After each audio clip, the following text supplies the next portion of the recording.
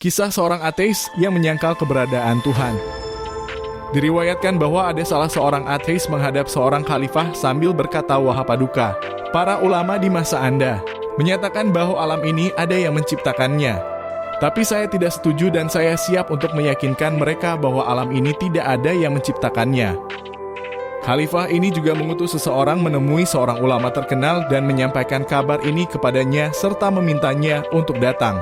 Kemudian orang alim tersebut sengaja menunda kedatangannya dari waktu yang telah disepakati. Ketukan pun datang, beliau disambut oleh khalifah dan dipersilakan duduk di depan majelis. Saat itu banyak ulama dan penyair lain berkumpul. Sang ateis yang sejak tadi menunggu kemudian bertanya, "Mengapa engkau datang terlambat?" Orang alim tersebut menjawab, "Telah terjadi hal yang ajaib terhadapku hingga aku terlambat.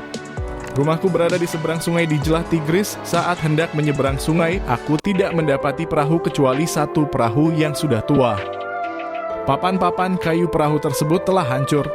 Ketika pandangan mataku tertuju kepada perahu itu, tiba-tiba papan-papannya bergerak menyatu dan menempel satu sama lainnya hingga layak untuk dinaiki tanpa disentuh oleh tukang kayu dan tanpa ada yang mengerjakan perbaikan tersebut. Lalu aku duduk di perahu tersebut dan menyeberangi sungai hingga aku sampai ke tempat ini." Dengan lantang si ateis berkata, "Kamu sendiri yang mendengarnya bukan? Apa yang dikatakan orang-orang alimmu? Pernahkah kamu mendengar perkataan yang lebih salah dari ini? Bagaimana bisa ada perahu yang tidak dibuat oleh seorang tukang kayu? Jelas-jelas bohong."